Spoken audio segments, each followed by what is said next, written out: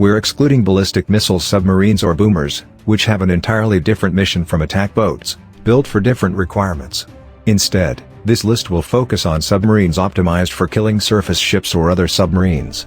History's three great submarine campaigns include the First Battle of the Atlantic, the Second Battle of the Atlantic, and the U.S. Navy's USN war against Japanese commerce in World War II.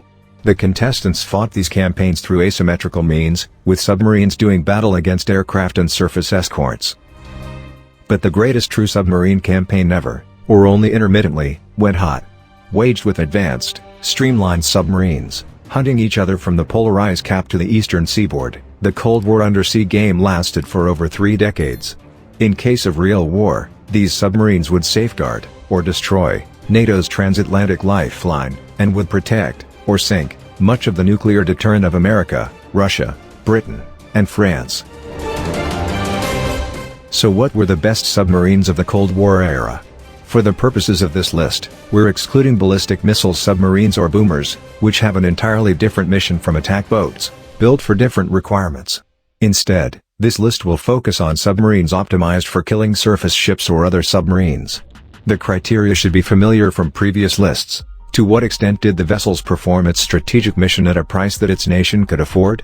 Cost submarines compete with other providers of national security. If they break the bank, they risk crowding out the other capabilities that a nation requires for its defense.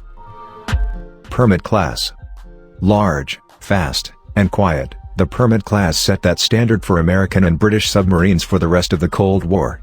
Developed with a series of innovations that set them apart from their predecessors, the Skipjack class, the Permits immediately became state-of-the undersea art. These innovations included powerful bow sonar, a streamlined, deep-dive-capable hull, and advanced quieting technology. Among the first submarines conceived and optimized for an anti-submarine mission, the Permits could threaten not only the Soviet deterrent, but also the Russian capacity for disrupting the transatlantic lifeline. The first of 14 Permits entered service in 1961, the last in 1968. Most of the boats served through the end of the Cold War. Displacing 4,200 tons, the Permits could make 28 knots, and could fire both advanced torpedoes and harpoon anti-ship missiles. The lead ship of the Permit class was Thresher, commissioned in 1961. On April 10, 1963, she was lost with all hands while conducting a diving test. The tragic loss of Thresher, which imploded after a still disputed systems failure, overshadowed the long careers of the rest of the class. However, that loss was critical to developing the safety standards that would prevent future accidents. The loss of Thresher, in a very important sense, led to the long history of safety success in the USN submarine fleet. Swiftsure class. The United States and the Soviet Union were the main players in the Cold War submarine campaign, but were hardly the only entrants. The Royal Navy, initially with some U.S. assistance, developed a series of lethal nuclear submarine designs, eventually making a more than creditable contribution to NATO's undersea posture. One submarine, HMS Conqueror, remains the only nuclear submarine to have destroyed an enemy ship in anger. Following up on the Churchill class, the Swiftsures were of innovative design, both in terms of hull technology and propulsion. They were the first full class of submarines to employ pump jet technology, which made propulsion more efficient while reducing noise. The enlarged but simplified hull redistributed machinery allowed a much deeper diving depth than previous Royal Navy subs. Displacing 5,000 tons submerged, the Swiftsures could make some 30 knots submerged. They carried standard torpedoes, as well as harpoon and, in some boats, Tomahawk cruise missiles. The 6 Swiftsures entered service between 1973 and 1981, with the last decommissioning in 2010. The Swiftsures had their problems, including a series of bizarre accidental collisions, some structural failures, and some minor reactor troubles.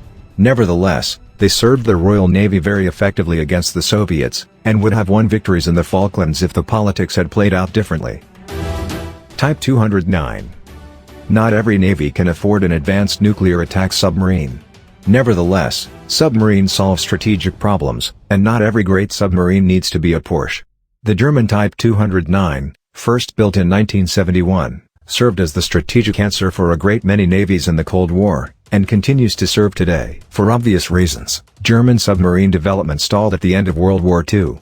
Although the Type 21 set the standard for post-war boats, Legal restrictions prevented both East and West Germany from building any submarines in the first decade of the Cold War.